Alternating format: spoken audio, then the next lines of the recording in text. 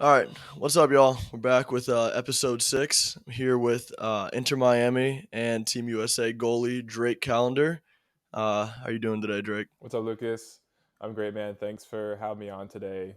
Excited to spark up some cool discussions about soccer, lifestyle, Heck and yeah. really kind of learn more about what you're doing on your show, and also use some of my experience to help share my story. Yep. Yeah.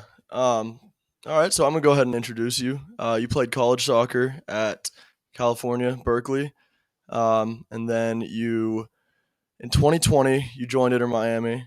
Since then, I think you've started 58 games, 58 or 59, I'm not sure, and you fielded I think 11 clean sheets, and you've made almost 130 saves. You're a current member of the U.S. men's national team, and you were a member during the CONCACAF, what is it, Nation League Championship, Hmm.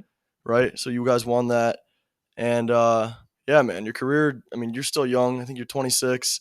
Your career just begun, and you got a really bright future ahead of you. So yeah, how exciting is that? You play in Miami now. You know, you're starting to play for the national team.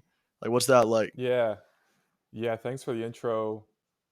Growing up, I always strive to become a pro athlete. Yep. And when you're in that phase of your career, you have this idea of what it's going to be like, but it's not until you actually go through the process of becoming one and then sign your first contract and then play your first game and make your debut that you start to realize the realities of being a pro athlete. And so I approached this phase of my career at the professional level just from like an open mind, kind of like a really just trying to give my all and challenge myself to become better each and every day and Yep. to compete as hard as I can to earn like a starting position. And so, having turned pro in 2020, that was like I guess like the first big step for me was, you know, Yeah. recognizing that I could kind of make it to this level and compete at this level. And then fast forward to 2023 was when I made my MLS debut, and that was or 2022. Yeah, fast forward to Yeah. 2022, I made my MLS debut, and that was another landmark event that kind of started this trajectory that I'm on now. Yeah. And it was really challenging, fun, exciting. It was kind of a roller coaster Yeah. I of bet. uh, an experience thus far. So I don't know. I just feel like I was able to put myself in a position to be on the first team, to compete, to be a contender for like the starting position. And that was kind of like the goal, is to once you get an opportunity to take it and perform well. And then you know for me, it's I've played 46 games this year, which was almost double than what I played last year and almost double than what I played like the year before. So it's Yeah. just about getting all that experience and then learning from the hard times, and then always having that growth mindset of always becoming a better player and like a better person. Yeah. Man, that's awesome. That's definitely the mindset you got to have. And yeah, I always love hearing like the stories. It's like when they were younger, like you all like I kind of wanted to be a professional soccer player when I got older, but then like high school, I was like, I don't know if this is like really an option. But it's always cool like for the people like yourself that like you grow up and then it actually comes to realization, and it's I mean that's probably just a crazy moment.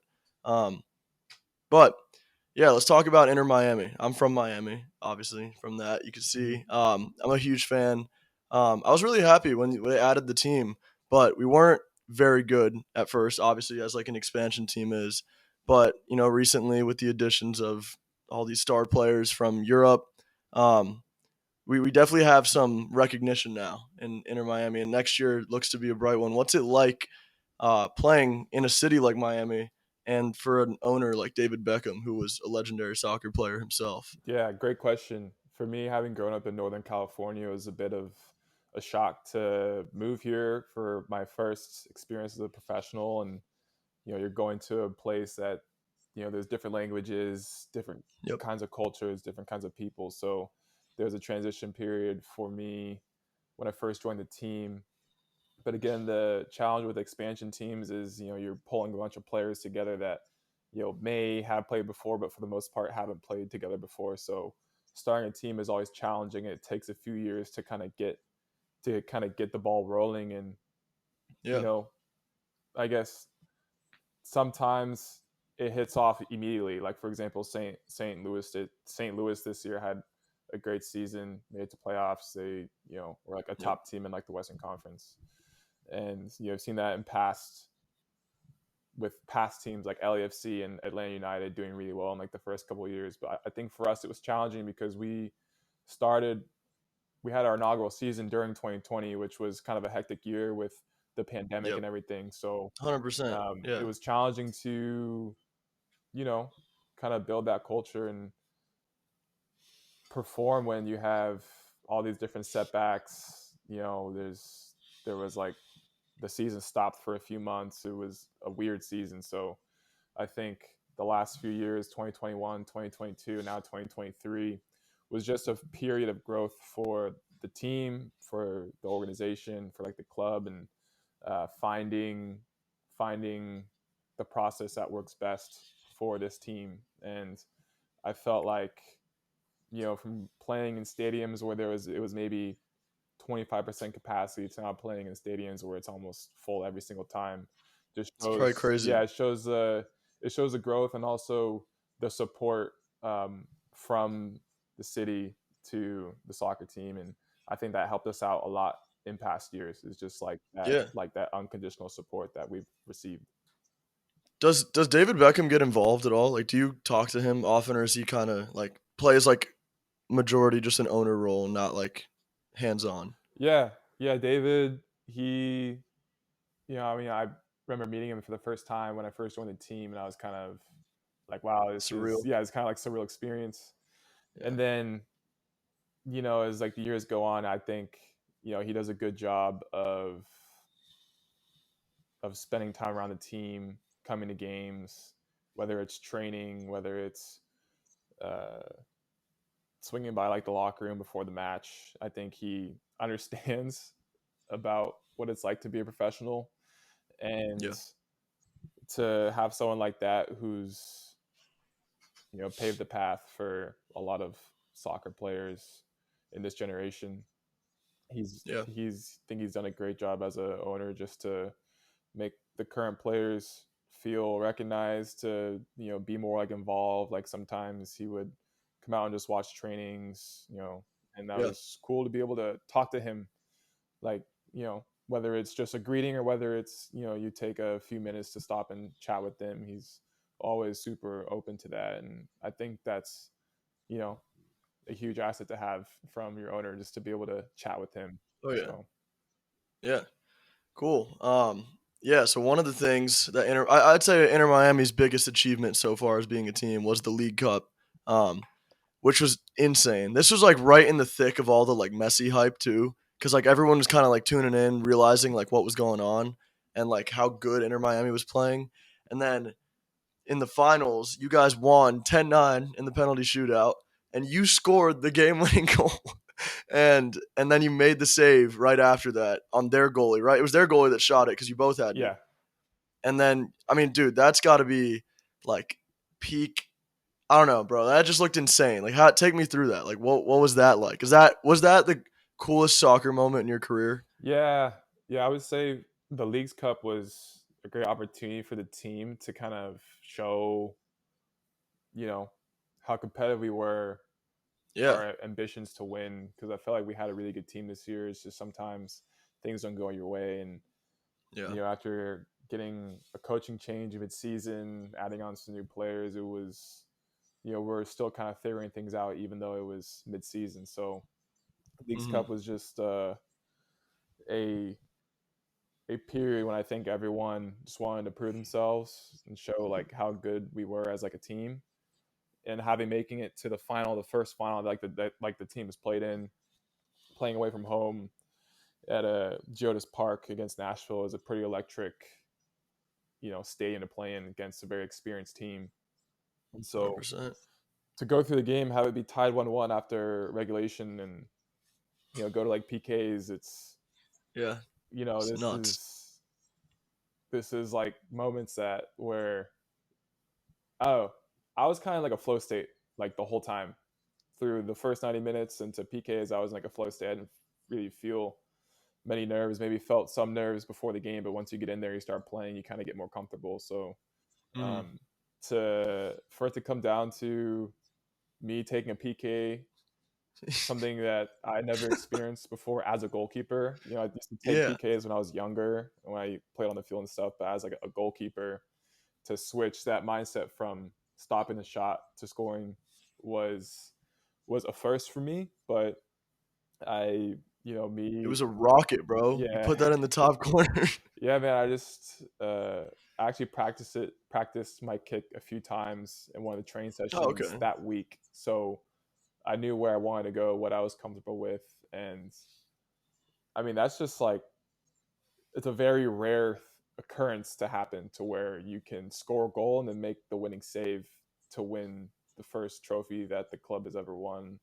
Oh man, I mean that's And unbelievable. granted, Yeah, like that was like the deciding moment, but there was so many contributions that everybody made throughout the of tournament, course. throughout that game, that I think for it to come down to that just showed how narrow of a margin separates the champion from the rest. Yeah. It can really come down to the last kick, the last play, the last save. And I think that was part of the values we had as a team is to, play the game to the best that we can to like the very end. And at the very end is to where, both goalkeepers have to take a PK and that was it, then that was just what was written in the stars that Yeah. that that that night. And Heck yeah. easily one of the most influential, I guess, moments of my sports career. Yeah. I bet. I mean, no doubt. Yeah. I mean, the whole team definitely like I don't know. You guys looked different in that tournament than you had prior, and that was really cool to see. One of the things that changed was that you guys brought in Lionel Messi, which was one of the I don't know. I would say it's probably the craziest soccer transaction because Ronaldo had just gone to Saudi, and everyone was like, "What's going on?" And then players are following him, and then Messi was like, "All right, hold my drink." Goes to the U.S. I mean, that's pretty crazy. And I don't know, man. It's just been like it feels like there's an aura on like in for Inter Miami, and like I want to know what it's like. What was it like for you when you heard, like, hey, Lionel Messi's joining the team? Like, you're probably like, no way. And then you start looking at your phone. It's like blowing up probably with like notifications about that. Yeah, I mean, we like heard rumors and stuff. We didn't know if it was actually happening, but I don't know. I wanted to, with something like that it kind of goes beyond just your team, and it's more like what influence it's going to have on soccer in like North America, on our 100. league, percent on the generations of soccer players to come here in like the US. And it's a big moment for soccer in general. So, for him to come to our team and have the impact that he had from the first moment he stepped on the field was special, and it was a moment in the history of the sport that will probably go down in like the history books. And Does it feel to you like there's an aura when he's on the pitch or no? Like, is it just like another player? I don't know. I think I think he's just so good that he's just that's just how good he is. I think Yeah. there's probably a Crazy. feeling of like, yeah, I probably want to play at my best since the best is on the field. There's that. Do you think did you grow up like all right before he came to your team? Was he your goat or was it Ronaldo? Mine's Ronaldo. Yeah, I mean, I don't know. I play goalkeeper, so I always thought of the goat as a goalkeeper that I was looking up Is it to. So is it Van der Sar, Neuer? Who is I it? would say, yeah, I was a fan of a lot of the goalkeepers from like 2010 on, or kind of like between like the 2000s and around like 2010. And yeah, I would say I watched a lot of Manuel Neuer. I used to watch his highlights all the time. I watched a lot of Van der Mhm. Sar. I watched a lot of, Iker Casillas, he's a dark yeah, horse. Casillas, Oblak. I mean, there's so many top goalkeepers in the world, and like Who's the guy that you thought was the best? Like at the peak of their game, like that's the goalie goat. probably Manuel Neuer. Okay. Yeah, he Yeah. was like a little bit of everything: sweeper, keeper, big saves, PKs, distribution. Like his style is just so effective and influential to like the team that he kind of paved the path for like the sweeper keeper type Yeah, of a play. But I don't know. I mean, I always thought that you know the Messi Ronaldo thing was more of a discussion for like the field players. sure. But I don't Okay. know. They're both Yeah, extremely talented. I think you know having played with this guy on my team and got to know him a little bit, just knowing kind of what it's. I don't think anyone will ever know what it's like to experience what he's experiencing, but just like a lot of respect for him and what he does on the field and off the field, to maintain that level of play. yeah, for sure. Yeah. Does he socialize much? Like, how do you can you communicate with him? I feel like he doesn't know much English. But yeah, yeah, he socialized. I think he's just like any other person. He likes to, you know, like he'll do like our pregame talks. I mean, yeah, his main language is Okay. Spanish, but um, Can you speak Spanish from being in Miami for so long? very like a little bit. It's not like clean or advanced. I mean, my vocabulary is growing, my understanding of the Good. language is growing, and something that I'll continue to work on. Um, Yeah. it is a bit challenging, and it's spoken fast, and Yep. I can understand it better when it's said a bit slower. Yeah. Yeah. No. So In Miami, it's like it's English is like almost a second language there, yeah, which is pretty insane. But it's a melting pot. It is what it is. All right. Let's talk about Team USA. Um, World Cup in North America in 2026. I know I'm so pumped for it. I think my dad and I are going to try and get to a game there, maybe in Atlanta. Miami, I don't think is hosting any down there. I think the farthest south is Atlanta. But what's that like for you, man? That's like I bet you're. I don't know. That's just probably like when you grow up, like if you wanted to be a pro soccer player, the thought of playing in a World Cup in your home country doesn't even seem like plausible because I feel like the U.S. hasn't hosted since me or you have been alive. yeah, Um, yeah. what's that like, man? I mean, it's again, we I spoke about opportunities, at the start of this podcast, and opportunities to kind of get to this level. But then once you're here, then the opportunities. I don't know.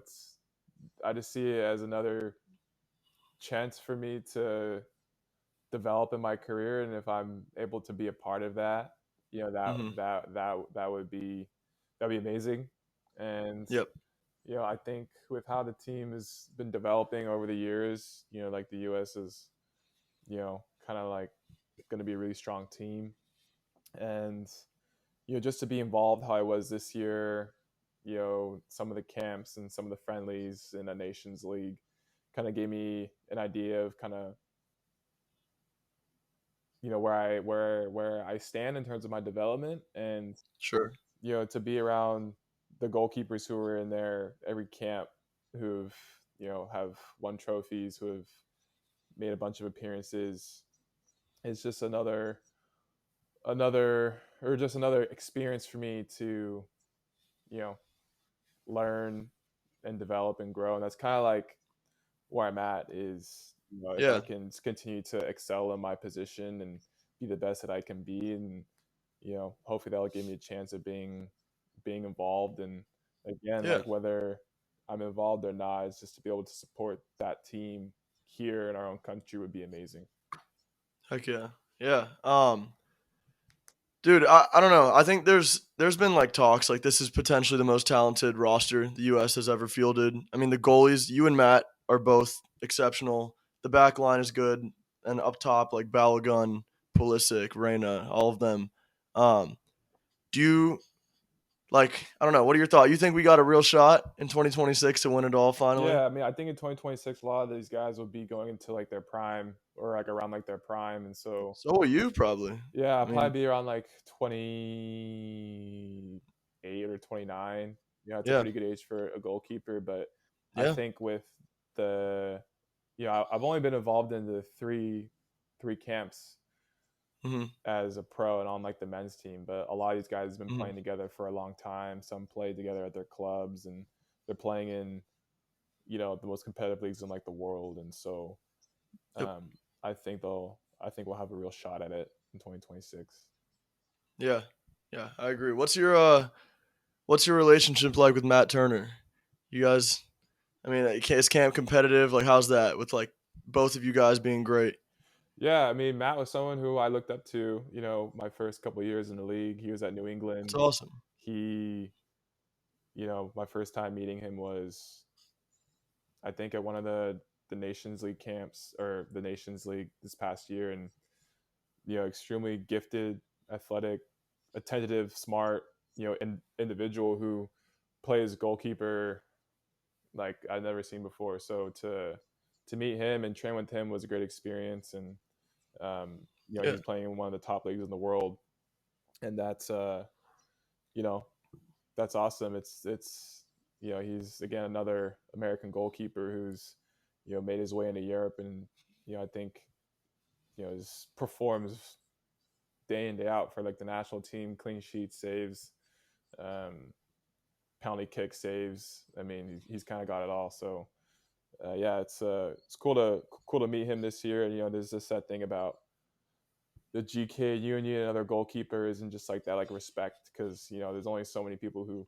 play goalkeeper, and to really understand what goalkeepers go through and what it takes is everyone's experience is unique. But I think from goalkeeper to goalkeeper, it's um, there is some synchronicities with just the Yeah. nature of the position. Yeah. It's definitely high pressure position. It's very different from any of the other ones. Yeah, that's awesome. So you were talking about like how Matt, he played in England. I think he was on Arsenal, and then a lot of the guys in the U.S. are playing in Italy, and some of them are in England. Um, Growing up, I'm assuming you had a favorite team, like one of the powerhouse clubs. Like I grew up a Real Madrid fan. Did you have a team, like one of those big clubs? I wasn't like a super supporter, but I remember me and my brother started watching the Premier League. I was maybe like I was in like elementary school, and Oh, he was okay. a few years Yeah. older than me, and he was a lot more into soccer than I was at that time. And he always wake up on Saturdays and watch the Prem, and he was a big Man U fan, so I just ended up being a Man U fan because I was a team that Okay. that I wanted to ask if you had the opportunity down the road, would you potentially leave Inter Miami to go play for a team like Man United, Real Madrid, where that's really where like legends are born, right? And that's how some of these players, like younger players, they take the next step in their career. Would that be the dream eventually? yeah. I mean, it's a interesting question because it's still it's only like my second year really competing on like the first team, and so I don't want to get too far. It's Yeah, ambitious. I know. I'm just throwing it out there. I mean, I don't know. Like I feel you know I've thought about it, but right now I'm pretty happy at where I'm at. It would have to Sure. take a pretty special opportunity and scenario, I think, for me to to follow to follow that path. Um, Yep. I always try and stay present and stay in the moment and stay, where my feet are. It doesn't mean I don't have aspirations or goals, but I think if I take care of what I can right now, then you know, who knows, maybe it could happen. But I Yeah. think the moment in which you start getting too far ahead of yourself is where you may you may hinder your chances or abilities to pursue that if you wanted to pursue that. So, um, you never know. I mean, how many players stay with one team their entire careers? I feel like not that many. But again, Yep. you know, I think what Inter Miami is building and what we've built is something special, and it's something that I want to be a part of right now. Yeah. Loyalty. All right. Couldn't get it out of you, but okay. So I wanted to ask. I've asked every guest so far, what trash talk goes on in between the lines? Like what because now in NFL they have mics that they wear so they can like pick up on like what they're saying in between the lines. NBA has had mics, so you can see like hear what they're saying. Soccer does not. So like you really don't hear like what's going on. Is there trash talk? Like do players say stuff to you as a goalie? I can't say anyone said anything to me. Um, Really? I don't know. I don't. I'll always defend my teammates and be there for like my team. I Hmm. I can't say there's been an instance where it's like gotten too heated. I maybe had to like part some players before, Yeah. but no one really talks smack to me. I I think feel like I think it's because I'm also kind of just it's back there in the goal.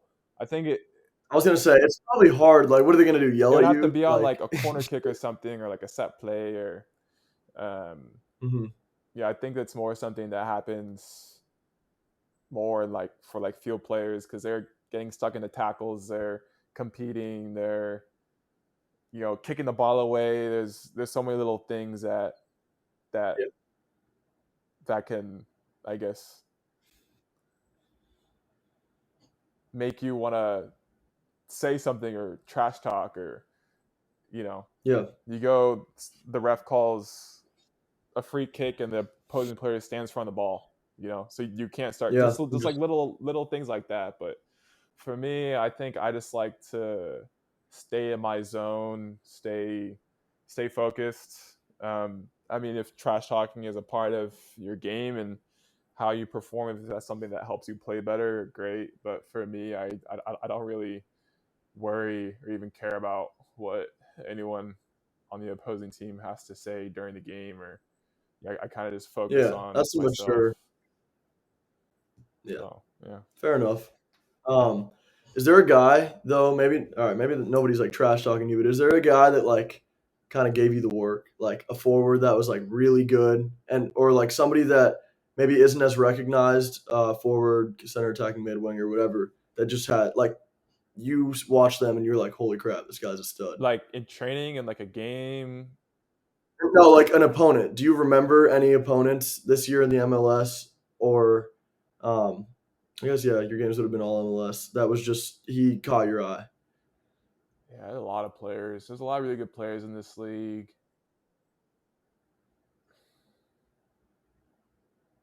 Do you happen to remember I one don't in know. particular? Goalkeeping, I kind of have like a short memory. If I want to dig deep Yeah. and think about something, I think off the top of my head, there was, I'm trying to think of a specific game. I mean, like, yeah, I conceded goals. You know, I've been, I've been, yeah, picking the ball up out of the back of my net a few more times than I'd like to this season. But, um, I think it's weird because it's just across 46 games. I'm trying to think of there's, You can't remember yeah. one. I mean, I don't know. I don't really, I don't really think too much about. Again, like I don't really think too much about my opponent. It's more just keep the ball from getting past you, and I feel like That's fair. You're not really supposed to dwell on that either, I guess, if a I'd guy probably scores on say you. Henny So, Mukhtar. I feel like, yeah, Annie Mukhtar. on Nashville, Okay. that was always someone that, I mean, he's MVP I think last year, really good player. Um, Tested us in the Nashville Leagues Cup final. I think if anyone that was caught my eye or was talented or worked hard or effective, probably be him. Yeah. Good. I like that answer. All right. So, speaking of talented players in the MLS, I wanted to just touch on this topic. Luis Suarez, like a week ago now, has officially joined Inter Miami. So now you guys have Lionel Messi, Sergio Busquets, Jordi Alba, and Luis Suarez, all former Barcelona players. Um, they're all getting up there in age, but I mean, what are your thoughts on that? That's pretty. And I don't know. It's very interesting. Like I feel like you probably never anticipated playing with those four players on your team because they're all in Barcelona and whatever. And two, it's I don't know. I've never seen this happen before. Where like one team just like morphs into like a whole different league, like an older version of it. It's pretty cool. What are your Yeah, thoughts? I may have to pass on this question just because I don't think our team's confirmed it, and I don't I haven't met him. I think I can't. Okay, I would I don't want to be in a position where you're yeah, I don't no, know. you're good. I just feel like it's You're good. You're good. that might be a better question once I've met him and maybe spoke to him Yeah, before and sure, all that. So sure. Yeah. All right. Um, okay. Let's talk about going forward. What's one of the main goals for your career in the let's say like 5 years from today? What's one or two things that you really hope you can look back and just be proud of? I would say I don't know, staying healthy and competing as many games as I possibly can. Like we can Yeah. kind of have the approach of yeah, I want to be a goalkeeper of the year. I want to win an MLS Cup. I want to do all these things, get all these accolades. But I think if you just I really want to be grounded in my values of being the best that I can every day, and I feel like the product of that will be the trophies, will be the accolades, will be all that. So I just want to be able to look back and say that I did what I could as a pro day in day out to have the most positive and influential impact on my team, whether that's through leadership, leading by example, the work ethic. I just want to, stay healthy, take care of myself, be the best teammate I possibly can, perform I guess perform the best I possibly can, and have a mindset that isn't I don't really get satisfied. Like there's moments of fulfillment, but in terms of satisfaction, like I would really want to, there's always something to improve. There's always something to get better at as a pro. So 5 years from now, I'll probably be sitting here with like the same mindset of, yeah, I might have played this many games. I might have got this many clean sheets. I might have won a trophy here or there. Who knows? But as long as I can look back and have no regrets and know that I gave it my all each time and opportunity I was on the field, I think I would be pretty content. Yeah. Yeah. I mean, and what you mentioned earlier, just like staying healthy, availability is the best ability. That's like a very cliche but true quote. Like a lot of players, I mean, if you can't get out there, then you're not helping the team. So I think that's very true. Um, is there a goalie in the world right now, like an active guy that you kind of hope like you could maybe mirror their game in the coming years? There's a lot of really talented guys out there. One of my favorites, Courtois, and you're very tall. You're like, what are you, Like 6'3", 6'3"? yeah. About yeah, he's like 6'5". Like that's kind of a similar build. Well, there's a lot of tall goalies, but is there a guy that you kind of try and mirror your game after potentially? Yeah, this is like one of the weird things about the position is that there's no like I wouldn't say there's like one right way to play the position. I think Hmm. there's an effective way to play the position and fulfill that role, and you're always going to have your strengths and weaknesses, and it's just about having as many strengths as you possibly can. And I can't say I'm like watching right now. I can't say I'm watching any other goalkeepers or trying to mirror what they do. Rather, rewatching my games, and figuring out what I can be better at. Because I think at this Yeah, level, I have enough understanding of the game. I, you know, have enough footage to really dissect how I play and what I need to do better at, and what my strengths are and what my weaknesses are. I'm going to use the word weakness. It's more things that I can turn into strengths.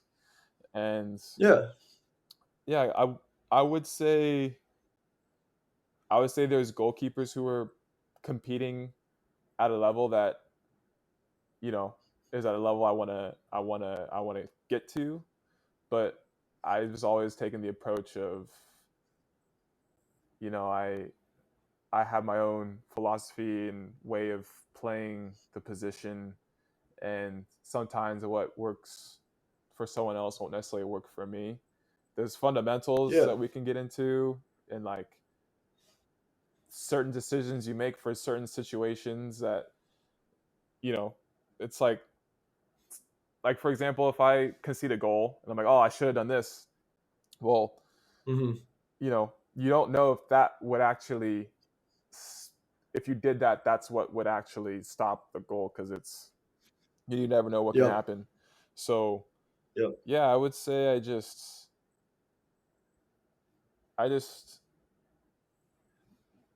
yeah, I do a lot of inner work on how I can improve, and then Yeah. visualize my best goalkeeper self, and that's what I want to be. Yeah. Fair enough. I mean, just be the best Drake calendar you can be. That I've heard a lot of players say that when someone's like, hey, you've been compared to this guy, like, how what's it like to be like that? And they're like, well, I want to be my own player. I don't want to be like the next whatever. So I like that, man. Yeah, be individual, be the best version of Yeah, I mean, yourself. with that being said, there is that level of like respect where like, man, this guy won a World Cup. This guy got 20 clean sheets this Okay. Yeah. season. Like, obviously, they're doing something right. So Hmm. I think that is kind of like, yeah, there's levels to this position, and Hmm. I try not to focus too much on like the like results, but I'm sure that Yeah. where they are right now is a product of just consistency, hard work, staying healthy, learning the lessons that you learn throughout your career, and um, that's probably what you know I think about when I think about other guys. Is, man, they probably done so many reps, been through so many different challenges and lessons to get to where they are. So I think that's what I'll do, is just continue to play and learn and grow. Yeah. Yeah. Um. All right, man. Last thing. Finish the sentence for me. Next season, Inter Miami will what? Yeah, next season, Inter Miami will continue to continue to compete at the highest level we can, and Hmm. grow on the year that we had this year,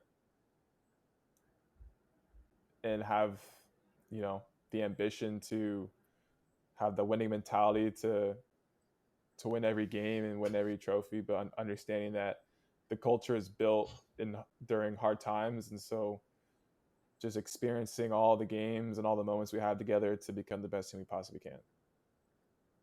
There it is. Yeah. All right. I'll do it. I'll finish the sentence myself. Inter Miami will bring home some sort of a championship for the city of Miami because we've been steaming recently. The Heat look good. Dolphins look good. Florida Panthers look good. You guys look good. We're gonna go for the quad championship next year. Quad All four are championship. winning Let's it. do it. Let's do it. All right, man. Well, hey, it's been a pleasure having you on the channel. I know we were trying to do this for a while. You're very busy with the season, but I had a great time. I hope you enjoyed. And I don't know, maybe down the line we'll reconnect. We'll see. But I wish you the best of luck next year, man. It's been exciting watching you, and I'm excited to watch you again next year and wherever your career path takes you. I know it'll be something I special. appreciate So, that, man. From um, from one Miami resident to another.